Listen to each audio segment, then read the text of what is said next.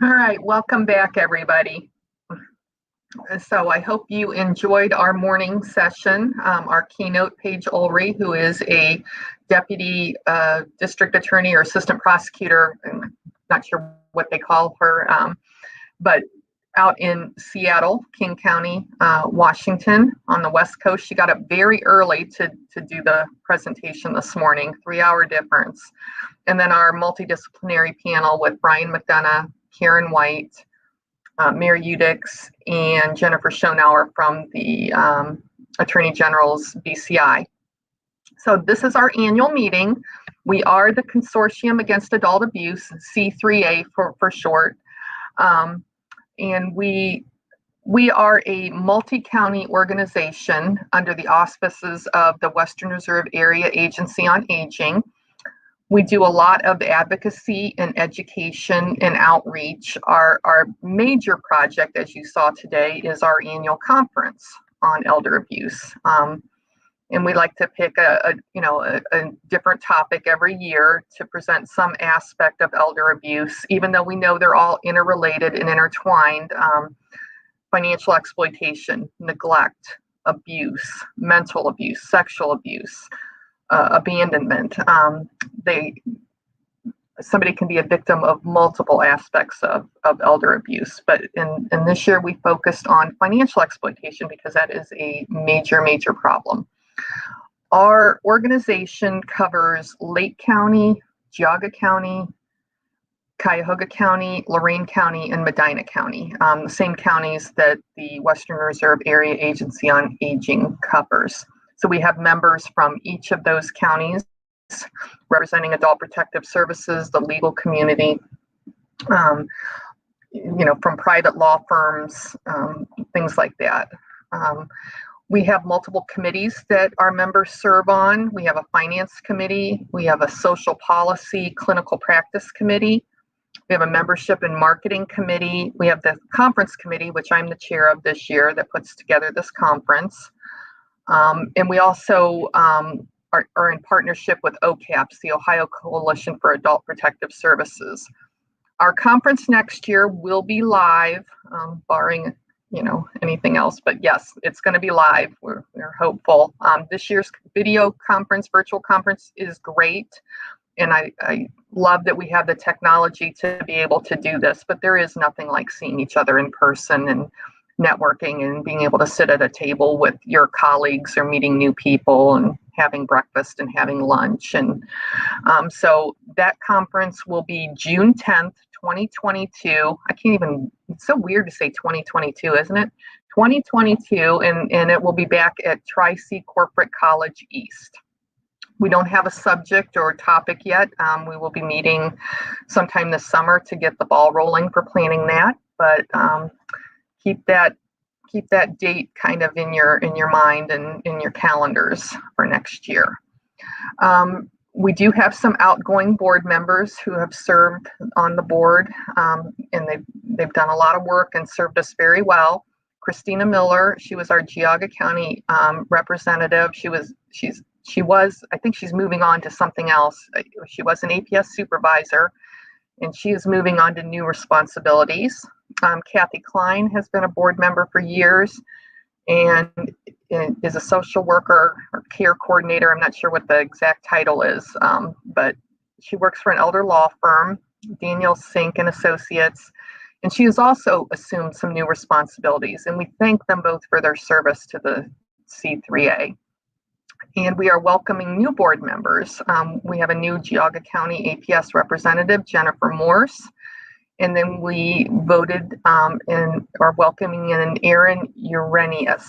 I always forget how to pronounce her name, but she's been working on our conference committee for several years. She's done a workshop this year. She's done workshops for this conference in the past, and she is an attorney and a certified public accountant. We are also welcoming our new vice chair, Janelle Leonard. She is a social worker at Hickman and Lauder law firm, and they serve older and disabled adults and their families and help them through the process and planning.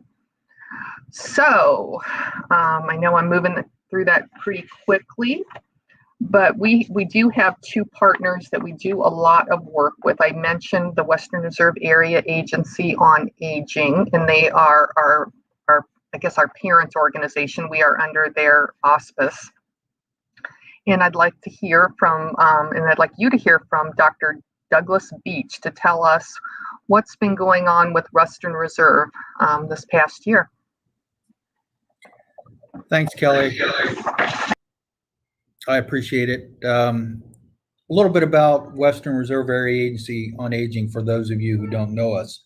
We're an $81 million agency. We're essentially a product. We manage products much like a general contractor does in a construction perspective. And we get $81 million, mostly state and federal funds. And we serve 5 counties, as Kelly said: Cuyahoga, Geauga, Lake, Lorraine, and Medina. Our mission is to provide choices for people to live independently in a place they want to call home. Again, with your help, last year we served about 1.1 million older adults, duplicated count. Excuse me, that was 2019. And all my statistics are 2019. We have 4 buckets of services. Our first bucket is case management. In 2019, we case managed 8,500 Medicaid clients, again in the 5-county area. The second bucket is screening and assessment. Western Reserve screened, assessed, and provided information and assistance to nearly 78,000 individuals, again in 2019.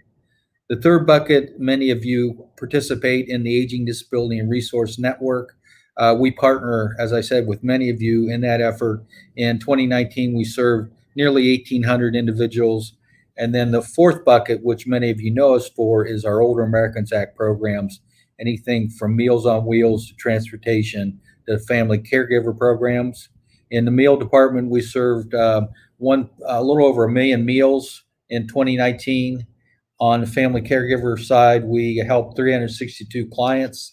And then lastly, we served just about 9,000 clients in supportive services. So that's anything from homemaker to transportation to daily visits. But let's shift gears a little bit. We are very proud of our relationship with the consortium. Very happy that we were able to help put the consortium together under our general auspices. It's something that we've done for a while and something that we hope to do for a lot longer. So from my perspective, your long history and reputation in education, advocacy, and policy development, and your dedication in combating elder abuse is unparalleled. Creation of the Domestic Violence Elder Abuse Roundtable, design and distribution of Break the Silence cards to help first responders identify and report elder abuse, neglect, and exploitation, enactment of Ohio's Protective Services Law for older adults, and the institution of an annual full-day conference providing recognition to leaders in the field of abuse intervention and prevention is unparalleled. From a statistical perspective, statewide, from July 2017 through June 2018, a total of 19,492 reports of abuse, neglect, and exploitation were received at the various county departments of Job and Family Services across Ohio for adults 18 years and older. Of that 19,492, 14,597 were 60 years or older. So nearly 75% of the reports on abuse and neglect were for people 60 plus. And those are the people that we serve on a daily basis. One of my statutory requirements as CEO of the Area Agency on Aging is to be the prime advocate for seniors in our area. And as long as I'm here, we will push APS funding and programming in the right direction. As you know, funding is low, and in this most recent biannual budget debate, they look like we'll get a $1.5 million increase. But again, that only bumps it up and to less than $70,000 per county. So let me end my little presentation with a quote from Hubert Humphrey. Hubert Humphrey says a society will be determined by how it will be judged by how it treats those in the beginning of life, how it treats those in the shadow of life, and how it treats those in the end of life. We can all be proud of what we do on a daily basis, and I thank you for your time.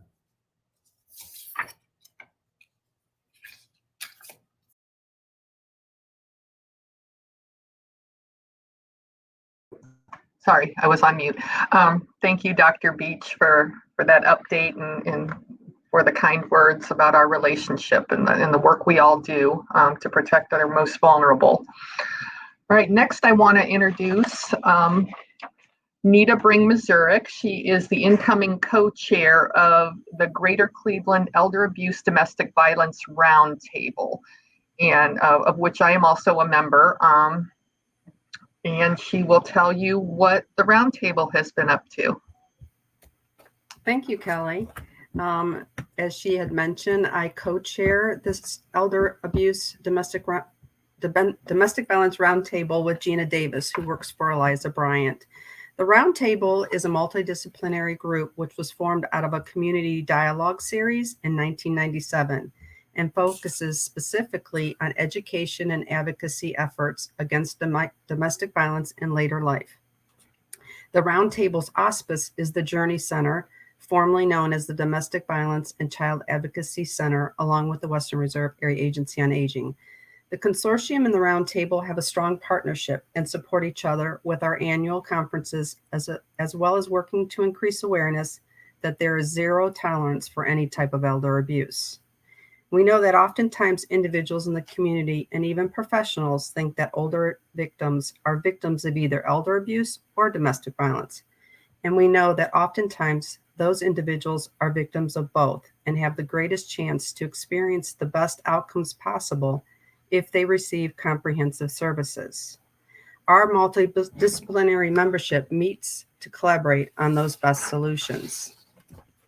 The main event that the Roundtable presents is our annual workshop, which this year will be virtual on October 8th in recognition of Domestic Violence Awareness Month.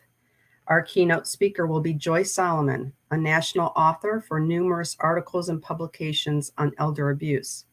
She also founded the Harry and Jeanette Weinberg Center for Elder Justice in Tennessee, which was the first elder abuse shelter in the nation in 2005. She continues to help other communities across the states start a shelter to provide safety for this growing concern among our elderly population. We hope that you will be able to join us, and save the date and registration information will be shared in the next couple of months with all of you. If you are interested in joining the Roundtable, we meet on the second Friday of every other month, currently through a Zoom platform, and hopefully one day in person at the Journey Center in Cleveland. You can email Gina Davis or myself, or there's a form on our website which will be shared in your conference materials. Thank you very much. And now I'd like to introduce Natasha Petricola, who will present our annual awards this year. Thank you, Nita. Before I begin, I wanted to also mention that Kelly had talked about one of our other partners that we work closely with, and that's the Ohio Coalition for Adult Protective Services. For those of you who are not familiar with OCAPS, as we're called, it's the nation's longest continuous state elder abuse network, which has accomplished much throughout the years advocating for elder justice and ensuring that our most vulnerable and our senior residents of Ohio are taken care of, and very staunch supporters of adult protective services across all 88 counties. I just want to remind everyone that the annual conference for OCAPS will be this year. It will also be a virtual conference, a 2-day event that will occur on August 24th and August 25th. So make sure you're on the lookout for those announcements, and the registration is now available and open to anyone who's interested in attending that conference.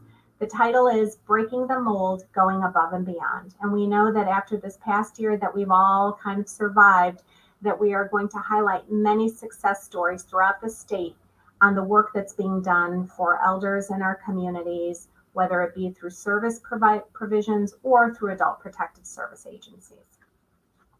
So I have one of the honors of introducing the recipients of this year's consortium awards. It's something that we look forward to do every year. I can't wait till we are again all meeting in person so that we could recognize next year's recipients as well. But without further ado, this year there are 2 awards that we present. The first award is a recognition award that we have annually. The second award is the Ron Hill Award. So I'm going to turn it over to Bernie Brooks, who was a nominee for one of the recipients of this year's 2020 Recognition Award. Good afternoon. As Natasha said, I'm a member of the consortium, but also I'm the co-chair of the membership and marketing, which our duty is to identify individuals and or organizations that we feel contribute and provide leadership to support the mission of the consortium.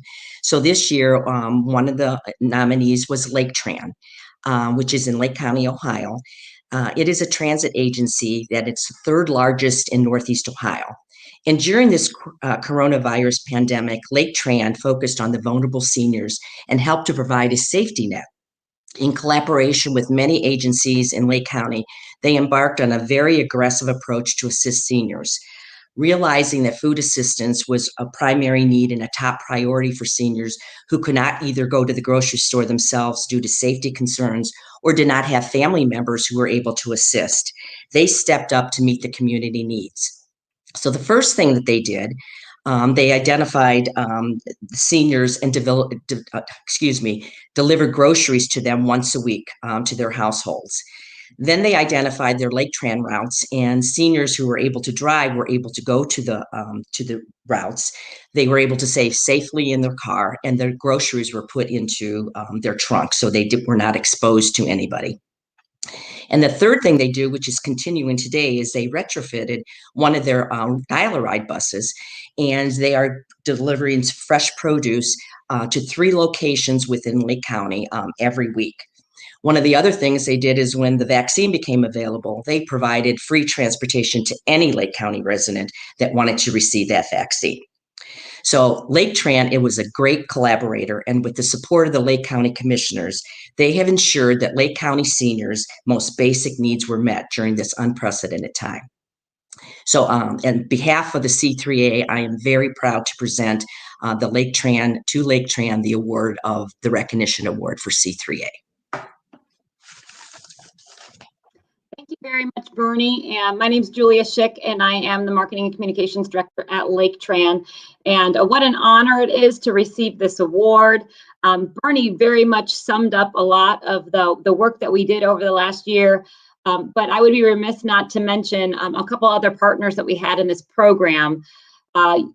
Basically, when right before they shut down everything, we got a call from our local council on aging here in Lake County, and we coordinated with our Lifeline, which is our area action agency, and said, what's the concerns? What are the needs? And they said, the seniors are afraid to go out and we need them fed. And those same vulnerable seniors are the people that we often take to the grocery store throughout the year. And so we said, well, we've got bodies, our employees want to work, let's get them there. So it was actually really a great win-win. It allowed us to keep our employees employed and get them something to do because we weren't really taking people places at that time. And so we, with the partnerships that we could work with the county commissioners and even initially the United Way of Lake County, they're the ones that originally paid $25,000 for the onset of the food. And then Lake County Council on Aging and Lifeline, they're the ones that received all the phone calls because we really didn't know how to be a clearinghouse for the phone calls. So they took all the reservations that needed, and then we planned the logistics of delivering the food, sorting the food. And then probably about June, July, we felt like this had a need that needed to continue, and we reached out to the Greater Cleveland Food Bank, and they had a wonderful program called Farms to Families. And to not disrupt the supply chain of food with restaurants and schools closed, the USDA was actually purchasing fresh produce. And I'm a big nutrition advocate, so and during the same time, a lot of the food banks were also closed. So That's a lot of behind the stories, but the Greater Cleveland Food Bank has also been a great partner. And in 2020, we were able to deliver over 180,000 pounds of food strictly to our seniors, especially when the senior centers were closed, which is a place that a lot of the seniors normally would congregate for meals. So we cannot thank you enough for this recognition. We're here at Lake Tran. We believe our goal is just to help serve, and if there's a need and we can help solve it, that's what we want to do for the residents of Lake County, specifically our seniors. So we just want to thank you for this award. It's an honor to receive it. And, if there's anything else we can do to help collaborate, we're always willing. And we want to thank you for the work that you do as a consortium, because it's such important, meaningful work. We're in and out of the homes of seniors all year round. And unfortunately, we see things that nobody wants to see. And we know that the work that you're doing is very important.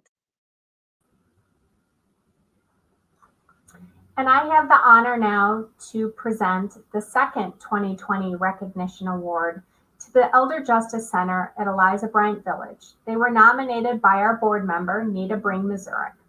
Nita wrote, "The Eliza Bryant Village Center opened in March of 2020. The center provides a temporary safe space for the growing population of elders who are experiencing some form of abuse, violence, trauma, or criminal victimization.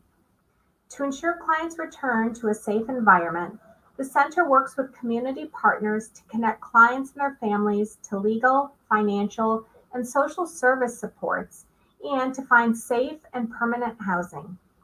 In the last year, this center alone provided services to 49 seniors who suffered for some type of abuse.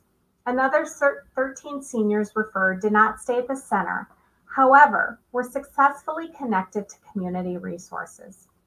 The admission criteria is the individual must be 62 years of age or older, must be referred to the Elder Justice Center by a community or governmental organization, must be in need of agreeable and temporary safe space, and will not contact alleged abusers during this stay, and will keep the shelter location confidential.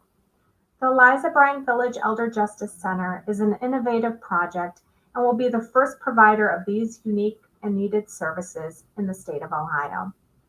The center aligns perfectly with the mission of the consortium, and we are honored that we have such a center in our 5-county region. So without further ado, I'd like to introduce President and Chief Executive Officer, Danny Williams. Thank you. Thank you, Natasha. And first of all, I want to congratulate the Western Reserve Area Agency on Aging for a really outstanding conference. But on behalf of our board, staff, and those that we serve at Eliza Bryant Village, we really appreciate this important recognition. I also want to recognize those folks who help our Elder Justice Center be successful on a day-to-day basis. And that starts with our Director of Senior Outreach, Gina Davis, who oversees our Adult Day program, as well as being the program director for our Elder Justice Center. In a little more than a year, Gina and her dedicated team have served more than 50 individuals who've suffered some form of abuse, exploitation, criminal victimization. And whether that support was by providing free, I want to emphasize free temporary housing, and hopefully you can see some of the well-appointed space that they can stay in, free housing and wraparound support services, or it may be by helping them, if they don't stay with us, navigate to one of our numerous community partners to get the kind of support they need to get back into a safe environment. In fact, a number of them have found a new home right on our campus in one of our affordable housing units. And this is all possible because of the help and support of a number of different organizations. But in particular, I want to point out the help we received from the Ohio Attorney General's office through funding, initial and continuing funding from the Victims of Crime Act Fund, as well as from the Weinberg Foundation out of New York, which has been really instrumental in supporting a number of these elder abuse centers around the country.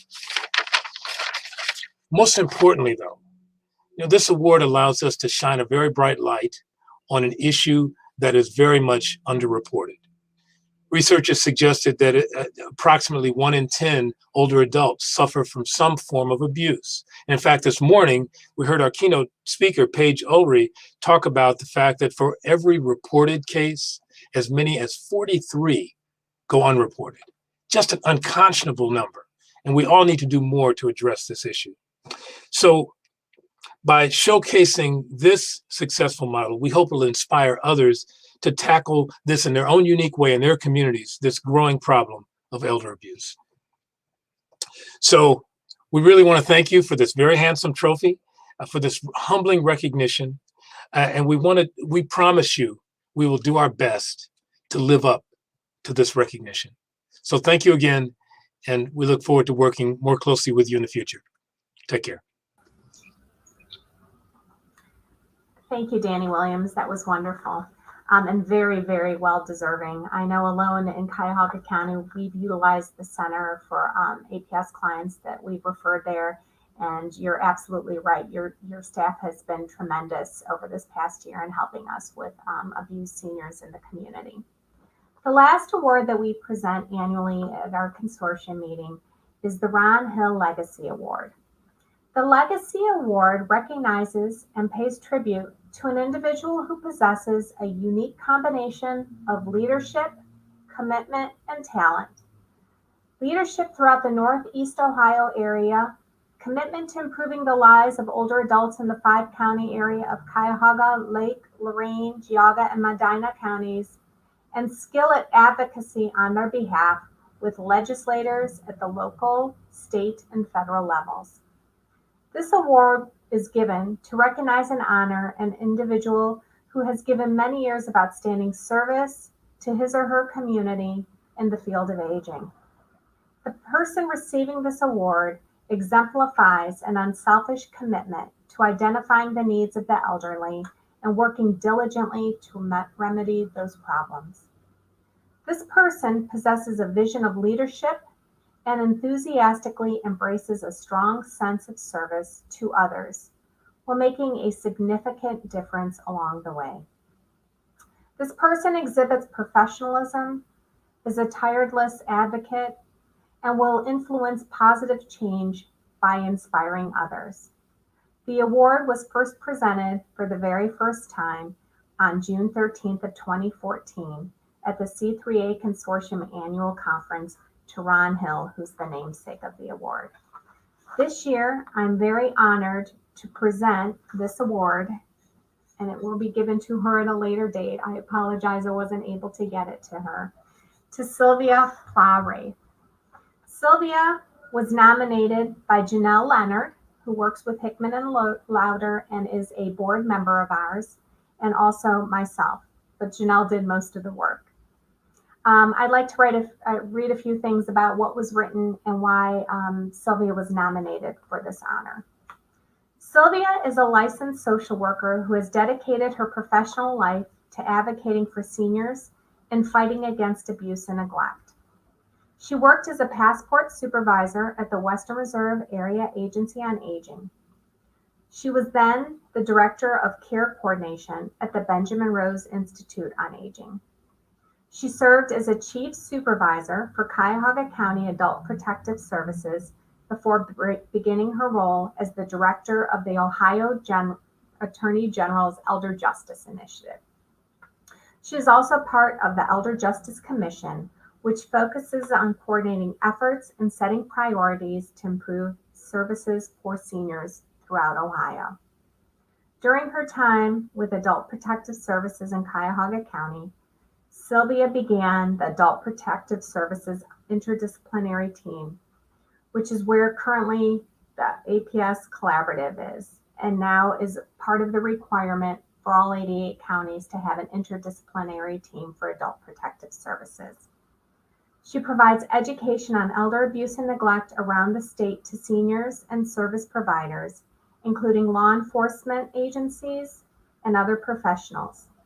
She is constantly fighting for increased funding in the area of adult protective services throughout the state. She is available to answer any questions from colleagues as well as individuals who are dealing with exploitation or abuse. Sylvia is open, honest, and very passionate about the work she does.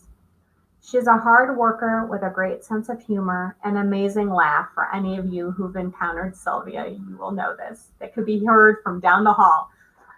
She's a true advocate for seniors, and I was honored at one point in time to have her directly supervise me as I began my career in adult protective services back in 2010. She pretty much taught me everything I know today and got me where I am. So I am truly forever grateful to her as well. So without further ado, this one is for you, Sylvia. It will be kept safe in my office until I can see you. It's all yours. Well, I'm actually speechless. I want to thank the honor of the C3A. I was actually there the day that we created this award as a legacy for Mr. Hill. At that point, I was still with jobs with the county. So Natasha, as you read off my career, I was kind of chuckling because I do remember telling Ron Hill when I worked there, I just missed my 10 years by a couple months. So I didn't get my clock. So maybe I can talk Doug Beach into giving me a clock since I came so close. But from there, I did go back to Benjamin Rose, and so I know many of you. I was a board member for the Consortium Against Adult Abuse, and I think any one of you would be eligible for this award. So I am thankful and grateful for many of you that I worked alongside and learned so much from all of you. I wouldn't be here today without the help and support of many of you. And I have my daughter next to me. We're both wearing our purples because it is Recognizing for Elder Abuse Awareness Day. My family also had to pay some of the price because when you read all that stuff I do, obviously it's not all done during work hours. I have to do some of it at home when I'm involved in these conferences and putting things together. It does sometimes happen in my own time. And so my family clearly is a part of this award as well. My husband, Rob, couldn't be here today, but I'm excited my daughter could be here. Mitchell's still down in Tennessee, supposed to be here tomorrow, but he's watching the link. So I just want to thank all of you for this honor. Right now, I feel like I'm blessed because in my new job, I get to talk a lot. And those of you that know me know that I love talking. So I get to use all my years of experience behind me in terms of investigating, whether it was with adult protective services. I spent with DSAS 10 years of my career. That's where I think I found my niche, was really working with vulnerable adults who are exposed to victimization. And then now in my new job, I'm learning more about the police side and working and trying to get actually adult protective services and law enforcement working together is what I'm focusing the most on right now, because I think these cases, like we talked about today, really require both sides learning how to work together to maximize the benefits of older adults. And too many times we do these investigations in silos. So one of my goals is to get law enforcement and APS on the same page and understand what part of it is civil and what part is criminal, and to bring those two pieces together.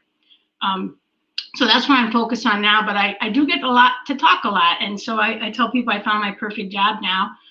You have all heard the expression, if you find something you love and you work at it, it's not work, because you enjoy what you're doing. So I feel like this is where I am, I'm finally where I'm supposed to be. And who knows how long I'll be here. I'm still laughing, Natasha. So I would tell you, the day I stop laughing is the day you guys have to start worrying that there's something wrong with me. Because having a sense of humor is critical to this work. Staying within yourself and understanding, we all make mistakes and keep going forward. But I want to thank the consortium for this honor, and hopefully I'll do you proud. I guess I'm old enough to have a legacy. I didn't realize that, but now I realize that. But I do want to thank you for this honor, and I'll work hard to make sure I honor it. Thank you very much. Again, I want to congratulate everyone who was an award recipient this year. You guys all are very deserving, and we are honored to have recognized you today at our annual meeting and conference. This kind of ties up the entirety of our program today. We want to thank, on behalf of all board members, all of those who participated in the conference earlier this morning It was wonderful to hear Paige speak. Our panels are definitely full of expertise, as you could hear just from the experiences and the knowledge that they shared, everyone presently who participated today in this meeting. A few last minute reminders for those of you who are board members. Our next meetings will be July 15th, September 16th, and November 18th of this year. We hope that all of you found the information shared today very valuable, and that you continue to advocate for those vulnerable adults that we all serve, and to definitely make sure that if there's one thing that you take from this is that in order to stop abuse is to recognize it and report it. So without further ado, I want to wish everyone health, and thank you again for joining us this morning.